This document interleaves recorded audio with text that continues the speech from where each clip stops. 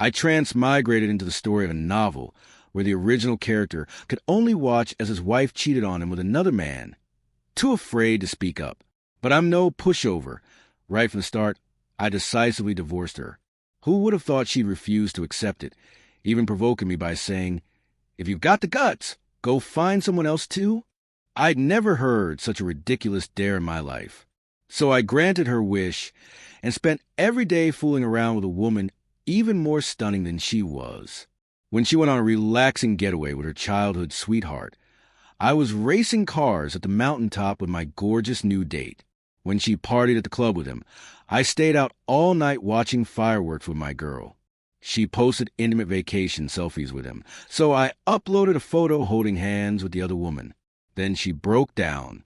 "George," she snapped, "I told you to find a woman, but you went and found a rich socialite." I secretly installed surveillance cameras in the villa's living room. When my wife brought her childhood friend back home, I received an alert immediately. I rushed back only to see her half leaning on the guy while he carefully fed her a glass of water. Their posture was ambiguous, their eyes lingering too long on each other. My face turned completely dark as I spoke coldly. "If I come home any later, would I have caught you two making out?" They both froze instantly. Willow sobered up on the spot. Seeing my grim expression, she hurried to explain, "Honey, I just drank a bit too much at a friend's gathering. Makoto was just giving me a ride home on the way. Don't overthink it." I let out a short, scornful laugh. "Oh, just giving you a ride? And did you just happen to invite him in for coffee, too? Or are you the one telling me to let him in to watch my turtle do taxes?" Willow's face turned ghostly pale. She shot up angrily, pointing at me. "George, what's your problem? Haven't you had enough of this? Makoto and I grew up together. I've always treated him like a little brother." I took a step forward, eyes narrowing as I stared at the timid man hiding behind her. "Little brother? You think I'm a fool?" Willow could sense the danger in my gaze. She quickly threw her arms out to shield him and asked, What are you trying to do?" Seeing the wariness on her face, I laughed. "You're hanging out with him every other day, and now you've even brought him home, and I'm still not supposed to overthink it?" I glanced at the numbers floating above her head. Cheating probability, 40%. Cheating incidents, 0. That's the cheatability I gained when I transmigrated. If that second number ever ticks up to 1, with my temper, I'd destroy that damn pretentious coquette on the spot. Chapter 2, I glared at Makoto and snapped, "Aren't you leaving?" "What? Planning to spend the night here now." Makoto flinched, but a flash of defiance flickered in his eyes. "Good George, don't get the wrong idea. Willow was drunk. I was just bringing her back. I'm sorry, it's all my fault. Please don't blame Willow." He glanced at Willow with a pitiful look on his face. I ignored him and said coldly, "If you know it's your fault, then get the hell out. Or do you want to throw you out myself?" A grown man acting like some pretentious coquette. It's fucking disgusting. Makoto looked pitifully at Willow, the kind of face that screamed, "Please protect me." Honestly, he could have won awards for that look. Willow sighed, clearly exasperated. "Makoto, you'd better go for now. Thanks for today." Makoto's face turned pale. I understand. Willow, please don't fight with him because of me. Get out." My eyes were sharp with cold fury. Makoto shuddered involuntarily, said no more, and fled. Once he left, I pulled out the divorce papers. "Willow, if you're so eager to betray me, just sign these and I'll let you go." To my surprise, Willow grabbed the agreement and tore it to pieces. "George, I don't have time for your hot and cold games. There's nothing between me and Makoto, and I'm not divorcing you." I gave her a mocking look. "Nothing, huh? You're glued to him every day." "Nothing. You were practically all over each other just now. If I hadn't walked in, would he have taken care of you all the way to the bedroom? When I first transmigrated here, her cheating probability was just 20%. Now, after a single week, it's up to 40%. Even the stock market doesn't rise that fast. Willow, don't fucking discuss me." Willow averted her eyes, clearly guilty. "Fine, let's both cool off. I'll stay at a friend's tonight. We can talk tomorrow." I didn't stop her, but gave her a warning. Willow, I'm not going to chain you to my side. But as long as we're still married, if you dare betray me, you and that bastard won't walk away unharmed. It's not like I had any real affection for Willow, but on paper, she was still my wife. And I'm no cuckold. You're insane. She was shaking with rage as she slammed the door and stormed out. Chapter 3 after Willow left, my eyes fell on the photo wall filled with pictures of us. Fragments of the original George's memories started flooding in. Even if you and Makoto grew up together, you're my wife now. Ever since he returned from abroad, you've been stuck to him every day. Do you think that's normal? George, Makoto is like a brother to me. What's wrong with spending time together? If your imagination runs wild, that's your problem. If there were really something between me and Makoto, would I have married you? That was 2 weeks ago. Makoto used depression as an excuse and called Willow over with just one phone call. She never came back that night. The hilarious part? That day happened to be their wedding anniversary. The next day, naturally, they had a massive fight.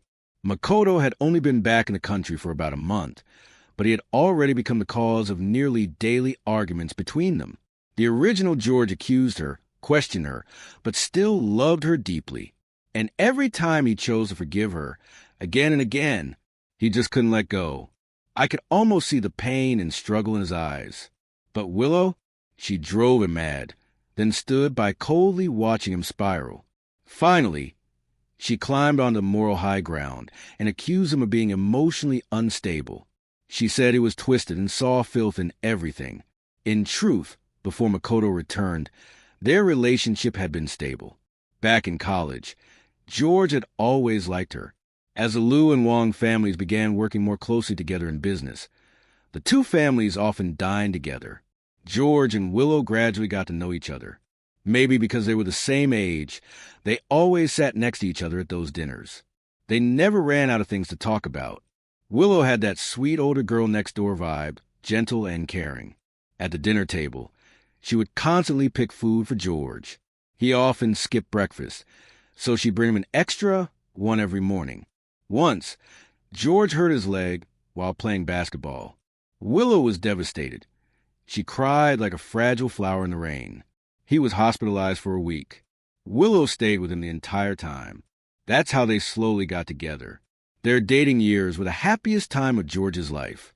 Every piece of clothing, down to his socks and underwear, was chosen by Willow, and the gifts George gave Willow back then could easily pile up into a small mountain. From the moment they met in college, 3 years of dating, 5 years of marriage. Even though it started out as a union between the Wang and Liu families, they genuinely fell in love. They were the perfect couple in their friends' eyes. They had even planned to try for a child this year. Willow knew George loved her to his core. No matter how furious he got, he'd never bring himself to let her go. Whenever things blew up between them, she would always strike where it hurt. George, you're always suspicious, overthinking everything. I'm exhausted. What's the point of a marriage like this? If you really can't stand it anymore, then let's just divorce. And every time, George would instantly cave, turn into a total doormat, apologizing endlessly, telling her it was only because he loved her too much.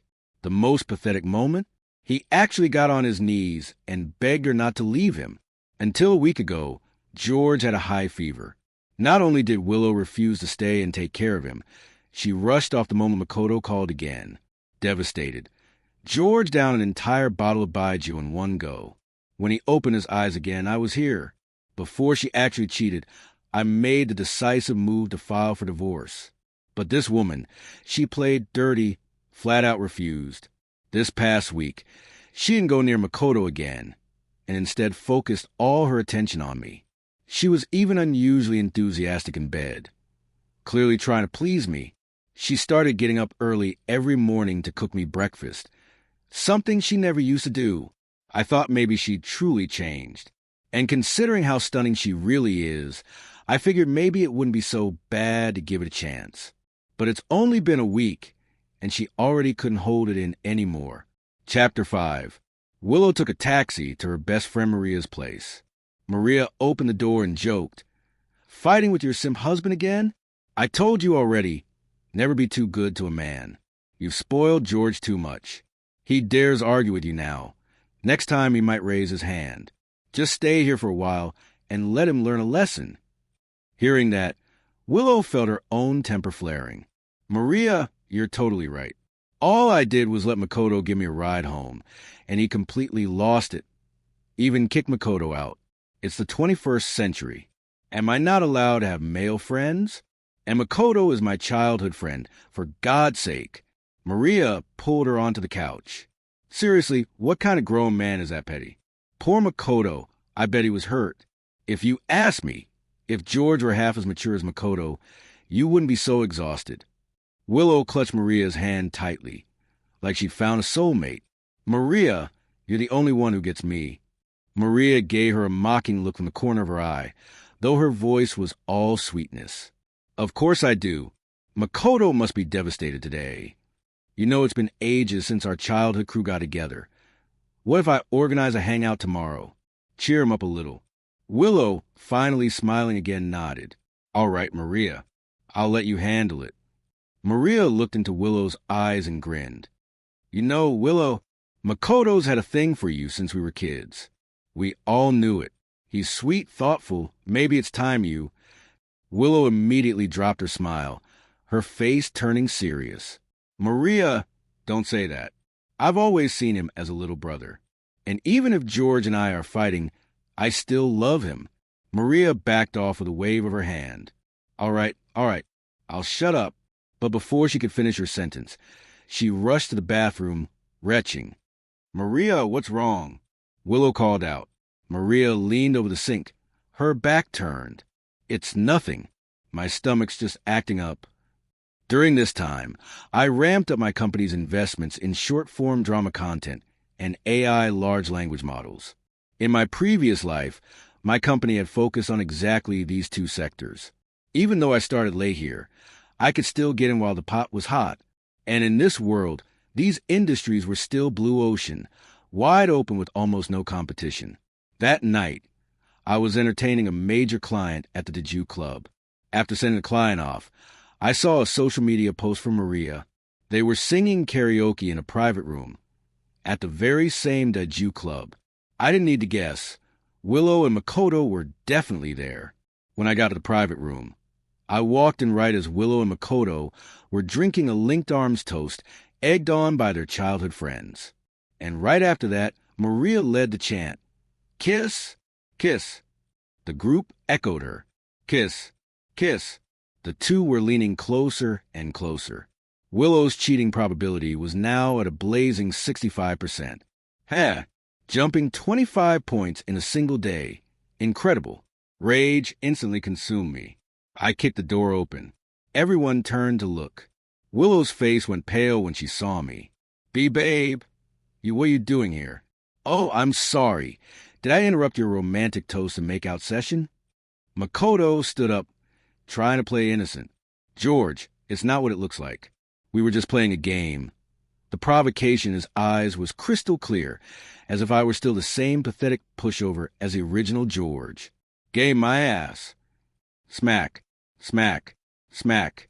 I slapped him 4 or 5 times in a row, back and forth. Then I landed a solid kick to his stomach, sending him flying. Thud. Makoto crashed to the ground, curled up and groaning in pain. His delicate little pretty boy face was now swollen, like a pig's head. It all happened in a flash. No one in the room had time to react. The place was dead silent. Everyone was shocked, speechless. Chapter 7. "Ah, George, how dare you? You fucking simp. Who gave you the guts?" Maria shrieked, rushing at me like she was about to scratch me up. Smack. I slapped her to the floor without hesitation. "You bitch," I snarled. "Makoto comes back, and suddenly you're organizing group hangouts every other day? You think I don't see what you're scheming?" Panic flashed in Maria's eyes. She went completely silent, not daring to make another sound. Willow rushed over, worried I might do something even more extreme. "Honey, you've got it all wrong. Can we please talk about this at home?" She was clearly scared. The husband who used to worship her, who was always obedient, was now someone she couldn't recognize. It terrified her. Just then, Makoto spoke up again, his voice full of fake remorse. Willow, this is all my fault. I never should have come back. Please don't blame George.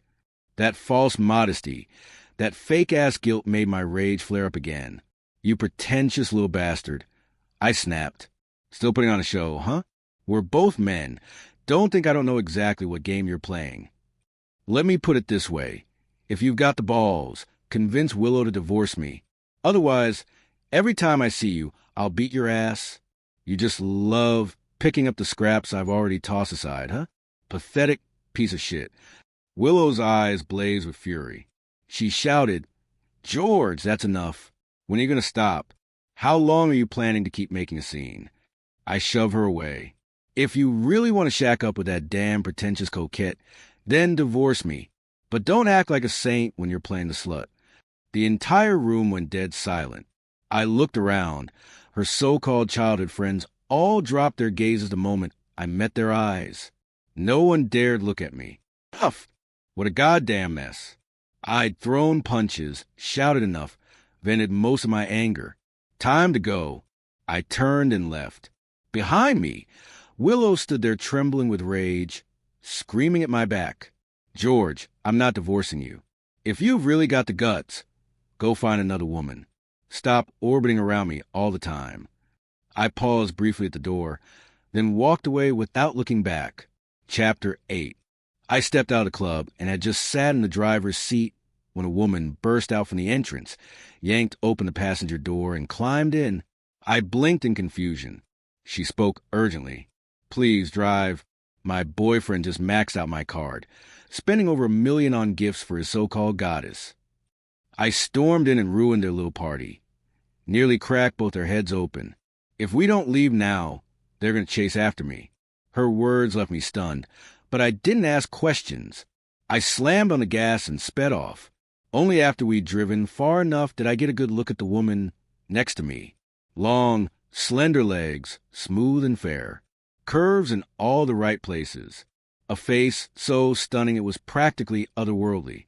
She radiated a lazy, aristocratic charm. Those big eyes still gleamed with the thrill of chaos. I swallowed and asked cautiously, So, where do you want to go, beautiful? She looked me up and down for a moment, then smiled seductively. Want to take a little detour with me? I smirked. What? You think I'm scared of one woman. Tell me where. 40 minutes later, we arrived at Phoenix Mountain. From the mountaintop, you could see nearly half the city. She stepped out of the car and leaned lazily against the hood. Her smile was radiant against the glittering night skyline. She was, without question, the most beautiful woman I'd ever seen smile. I lit a cigarette, exhaled slowly, and asked, According to what you said, your boyfriend betrayed you. Shouldn't you be upset? Why are you smiling? Why would I be upset? She replied with a grin. This is my rebirth. My ex-boyfriend? Just a materialistic loser, a manipulative jerk, a full-blown gold digger. He used my money, my house, even my cards, and then spent all on another woman. You tell me, is that even human? The former owner, no, wait, I used to be a total hopeless romantic. Naive, soft-hearted, blindly in love. I got played like a damn fiddle. But luckily, I woke up today. That scumbag just got what he deserved. And this is just the beginning. I've got way more in store for those 2 trash bags. Halfway through my smoke, it slipped from my fingers and hit the ground. Former owner? Wait, did she just say former owner? No way. Was this drop-dead, gorgeous woman also someone who transmigrated here? A fellow transmigrant. I instantly felt a sense of connection, like meeting someone from your hometown in a foreign land. Damn right, that's a rebirth. Congrats. She beamed with delight. Thanks. I've got a surprise for you. Before I could ask what she meant, she closed her eyes and whispered, 3, 2, 1, boom, boom, boom. Fireworks erupted across the entire city. The sky exploded in gold and crimson. The city's glowing lights suddenly became background noise. Dozens of brilliant fireworks tore through the night, silver sparks raining down like stardust. Some even dusted her eyelashes like crushed diamonds. It was dazzling, but still couldn't compare to the woman standing beside me. The night was dark, the air cool, and we were alone, a man and a woman. The air between us turned subtly charged. An hour later, the fireworks ended. At her request, I drove her to Tianlong Villa District, a city's most exclusive neighborhood for the ultra-rich. We talk a lot along the way, hobbies, interests, outlook on life. Surprisingly, our views aligned shockingly well. As we arrived, she gave me a bright smile. Actually, today is my birthday. My scumbag boyfriend snuck out halfway through, so I ran after him. And honestly, having you around on the most important day of my life made it really special. Good night, Mr. George. She turned and walked away. I just stared at her graceful figure, stunned, unable to snap out of it. I searched the original George's memories for any clue, but came up empty. Still, someone who could live in Tianlong villas and set off citywide fireworks for their birthday clearly had power and connections. Finding out who she was through her license plate would be a piece of cake. No wonder I'd felt like we were being followed on the way up. Probably a security escort. I pulled out my phone and searched for any news about fireworks that night. Nothing. Not a single post. Interesting. I didn't dwell on it. I drove away from the Villa District. Not back to the apartment I shared with Willow, but to the place I used to live before we got married. By the time I got there, it was almost dawn. I looked at my phone, 99 missed calls from Willow. I turned it off without hesitation. I was exhausted. I collapsed into bed and slept like the dead. Chapter 9. At the Blue Sky Villa, Willow stared at her phone, trembling with anger as she heard the automated message. The number you dialed is powered off. She'd sat in the living room all night without sleeping. She looked utterly drained. Just then, Maria called. Willow, George went way too far this time. You have to make him apologize properly to Makoto. I've told you before, you've spoiled him too much. Willow's eyes burned with frustration. Maria, I think you're right, but I can't reach him. He didn't come home all night. Maria's voice suddenly spiked in volume. What? He had the nerve to stay out all night? This is outrageous. Willow, you've been way too soft on him all these years. That's why he doesn't respect you anymore. I'm telling you, Makoto's really upset. Why don't we take him on a short trip, help him relax, and teach George a lesson at the same time? Just because a woman's married doesn't mean she's not allowed to have male friends, right? If you let him off the hook this time, he'll only become more arrogant and unbearable. How are you supposed to keep living like that? Willow said angrily. There's nothing going on between me and Makoto. George is just too petty, like he's not even a man. All right, book the tickets. Let's leave today. Chapter 10. During that time, I didn't go back home. I was completely done with Willow. I didn't return a single one of her calls or messages. In this world, both short-form dramas and AI language models were still emerging industries. If I wanted to carve out a place in the market, I had to move fast. Willow and I had signed a prenuptial agreement before marriage. Our companies were independently operated, and there was no shared marital property to dispute. All we had was a few years' worth of salaries as mutual income. So whether we divorced or not, it wouldn't affect my plans to rapidly scale my company. With the current strength of the Wong family, we could fully handle the short drama sector ourselves. But large language model AI, that would require massive upfront investment, and the Wong family couldn't afford to fund independent R&D. I had to find a big corporation to partner with. I spent days knocking on doors, trying to pitch collaboration opportunities to major players. Every single one turned me down. Even my parents and the rest of the Wong family urged me to give up. Just when things looked hopeless, one of the city's top elite families, the Su family, agreed to partner with us. They committed billions in capital and entered into a strategic alliance with the Wong family. The entire family celebrated. If the deal went through, the Wong family's influence would level up dramatically. On the day of the contract signing, I led my team to welcome the Su group representatives. Rumor had it the reclusive heiress, Anna Su, the most mysterious young lady of the Su family, would personally attend to sign the contract. A real high society debutante. When I saw who stepped out of the car, I was stunned. It was her, the jaw-droppingly gorgeous woman who had dragged me to the mountaintop that night to watch fireworks. Her professional suit didn't hide her beauty. It amplified it. She was an absolute goddess. Anna gave me a charming smile. "What's wrong, Mr. Wong? Don't recognize me?" I immediately grasped her soft little hand. "So you're a fellow soul traveler, huh?" I knew it had to be someone with great vision who saw the potential in this project. Anna looked at me oddly, amused and suspicious all at once. I didn't explain further and quickly invited the Sioux Group executives into the meeting room. The cooperation process went incredibly smoothly. Anna used project supervision as an excuse to visit every few days and often invited me out to dinner. Naturally, I was more than happy to oblige. Slowly, the two of us grew closer. Of course, I knew Willow had gone on a trip with Makoto. She was probably doing it to provoke me, posting daily updates with photos of the two of them. There were shots of them holding hands on the beach, feeding each other, and even cheek-to-cheek selfies that left nothing to the imagination. Naturally, I wasn't going to just sit back and take it. I asked Anna to help me take a photo, us holding hands while shopping. Once we got a good shot, I posted it to my social feed, set to visible only to Willow. Not even 10 minutes passed before Willow called. After thinking for a moment, I picked up. The second I answered, her voice exploded through the phone. "George, you asshole. You cheating piece of shit. You go out and find another woman the moment I'm away. How could you do this to me?" I couldn't help but laugh. "Oh, so you can go find someone, but I can't? Willow, you don't get to play the double standard card. Weren't you the one who told me to find someone else?" She went silent for a moment on the other end, then finally let out a long sigh. "Honey, you sound like a totally different person now. What happened to the man you used to be?" "I'm tired, George. Really tired. All this suspicion and fighting. Can we stop? That woman, she's obviously just using you. Be careful. She's nothing but a gold digger."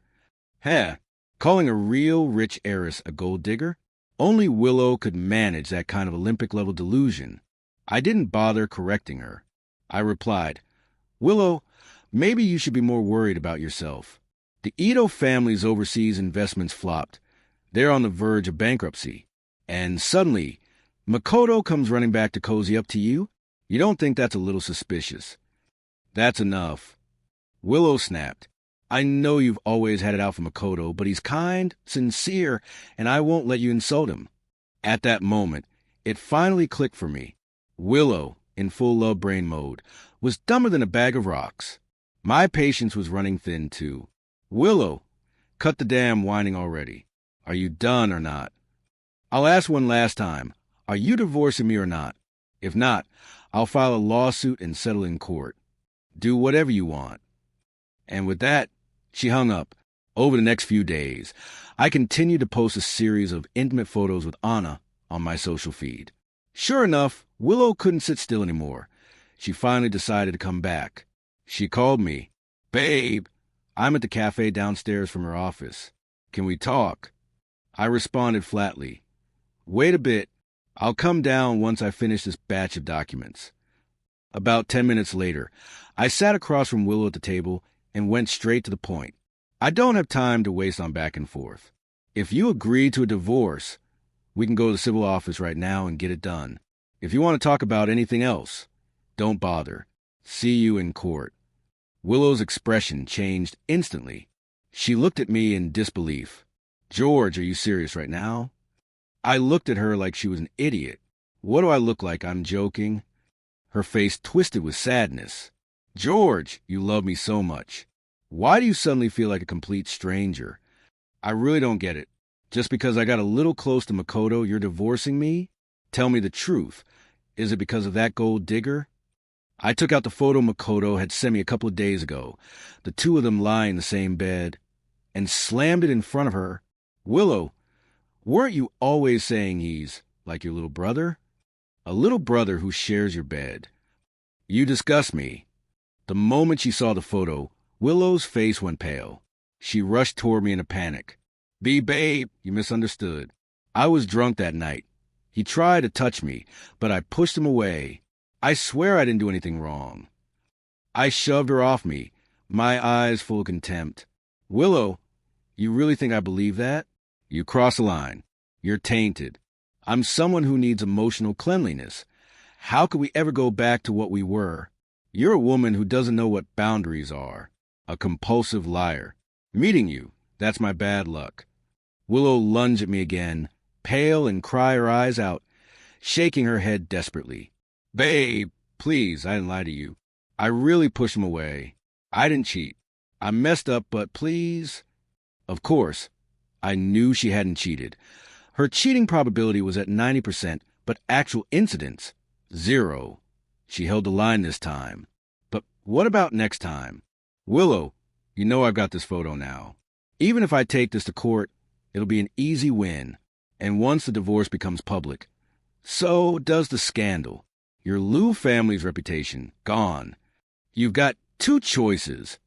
Come with me to the registry office right now and settle this peacefully, or lose everything when it goes to trial. This offer I'm only making once. Willow's father was a profit-driven businessman, but her mother, a university professor, was extremely concerned about her public image.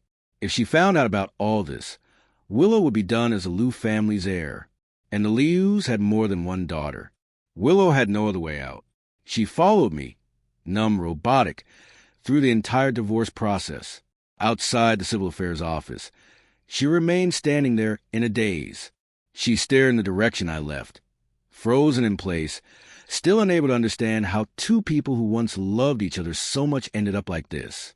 After a long while, she finally collapsed to the ground, sobbing uncontrollably. Over the following month, the Wong group gradually severed all business ties with the Liu family. Of course, this wasn't just out of revenge. The more important reason was strategic. Our company had started shifting its focus towards short-form drama production and AI large language models. We were also slowly expanding into areas like smart home tech, AI healthcare, and autonomous driving. Our long-term vision was to become a top-tier technology corporation. Meanwhile, the Liu Corporation was steadily going downhill. Willow spent her days partying, drinking, and goofing off with Makoto and Maria. She barely touched the company anymore. And with Mr. Ito seriously ill, he was in no shape to manage the business either. Eventually, under the coaxing of both Maria and Makoto, Willow appointed Makoto as the company's vice president. Makoto basically had full control of the business from that point on. When I heard the news, I nearly burst out laughing. The biggest reason the Ito family was collapsing was simple. Makoto was incompetent. Putting him in charge of a company? That's not just risky, it's suicidal. Once a woman gets blinded by love, it's like her IQ drops to 0. The day I received my divorce certificate, Anna insisted on celebrating. She booked a table at Cloud Summit Restaurant, a high-end rooftop place in the city.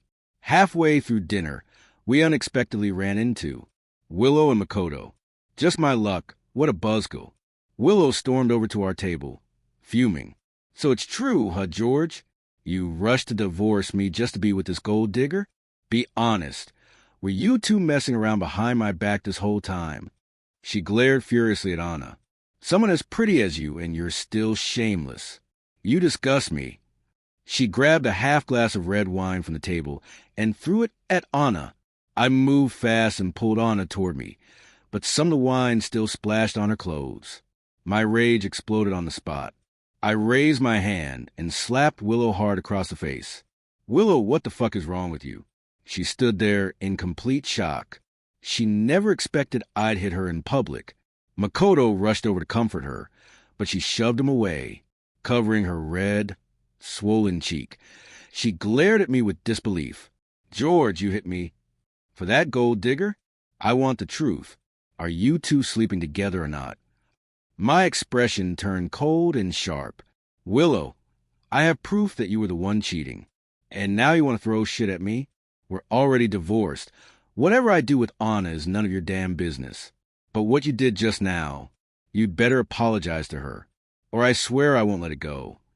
By this point, everyone in the restaurant had turned to look. Whispers spread like wildfire. The moment they heard Willow had cheated, the crowd was buzzing. Willow heard the murmurs.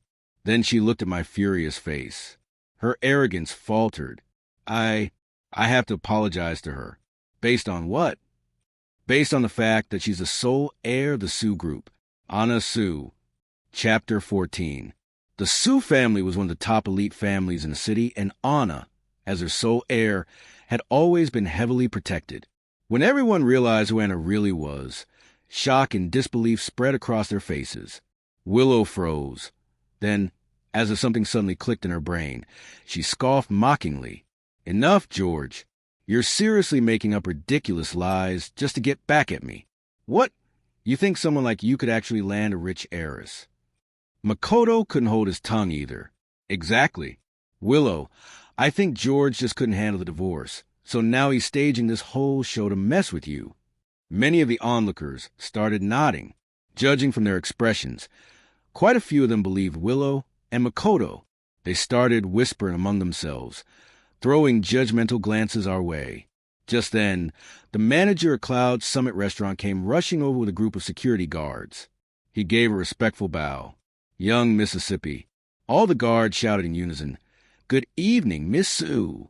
Everyone in the city knew that Cloud Summit Restaurant belonged to the Sue family. This moment confirmed Anna's identity without a doubt. The crowd collectively froze in shock. Willow and Makoto's faces turned ghostly pale. They stood there like two mannequins, completely stunned. Anna's eyes flashed coldly. "Manager Sue, throw these two out. From now on, they're banned from entering this restaurant ever again." It was only then that Willow snapped out of it. If she really got thrown out in front of everyone, her reputation would be utterly destroyed. "Miss Sue, I swear I didn't mean it. I'm sorry. I was wrong." But no matter what she said, it didn't change the outcome. She and Makoto were escorted out. Finally, the place was peaceful again. After we sat back down, I glanced at Anna with a half smile. "Miss Sue, you haven't been in this world long, but you've adapted pretty well to your new identity." Anna stared at me, eyes wide, speechless for several seconds. At that moment, she finally understood what I meant earlier when I called her a fellow traveler. Her eyes lit up. She grabbed my hand and wouldn't let go, calling me hometown buddy over and over again. The restaurant manager nearby just stood there, jaw on the floor, utterly dumbfounded. Anna, now that the dam had broken, turned into a total chatterbox. She went on and on, from her past life to her current one. No topic was off limits. Anna started showing up at Wong Enterprises even more frequently. It didn't take long for both the Sue and Wong families to notice. Anna was clearly not just being polite with me. The Sue group's approach was direct and aggressive. They simply sent over piles of high-quality projects. Wong Enterprises was in a period of rapid growth, so of course, I welcomed every opportunity with open arms. From that point forward, our company grew like it was on steroids, booming at an insane pace. In contrast, things were going downhill fast for the Lu Corporation. Ever since Willow got publicly thrown out of Cloud Summit Restaurant, everyone knew she had offended a real rich heiress. Now, the Sue Group, being one of the city's most powerful families, didn't even need to act directly against a small-time company like Lu Corp. But opportunistic businessmen never miss a chance to curry favor. Those who were cozying up to the Sue family jumped at the opportunity to suppress Lu Corp in the name of loyalty.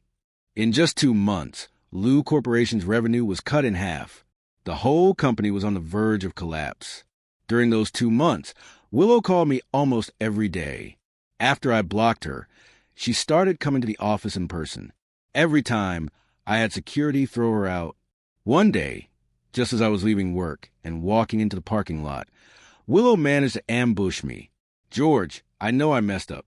I didn't know she was a rich heiress. Please talk to her for me. I swear nothing ever happened between me and Makoto. I still love you. If you help me beg for forgiveness, I'll agree to remarry you, okay?" That moment confirmed it for me.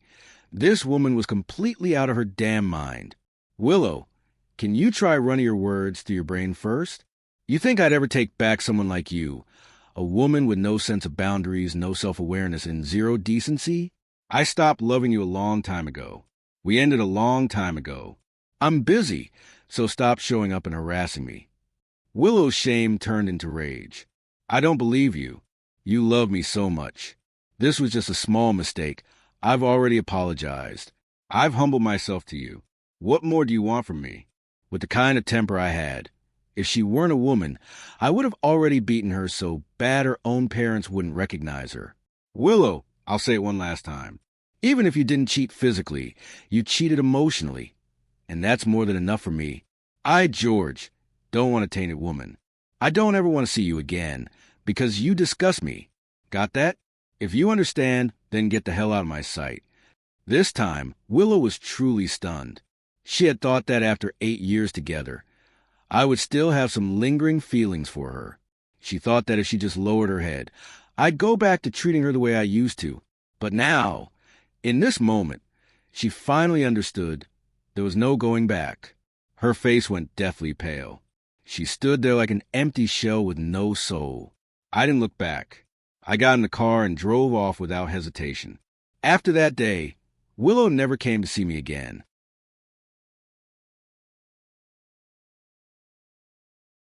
I later heard that the Liu family went bankrupt. Makoto had convinced Willow to sell off all her domestic assets, pouring the remaining 800 million yuan into an overseas investment. Makoto was in full control of the funds. Then Makoto and Maria both vanished. Willow pulled every string she could, even filed police reports, but no one could track either of them down. Then Willow's mother called me. She said Willow was hospitalized, refusing to cooperate with treatment, and she begged me to go visit. Her voice was filled with desperation.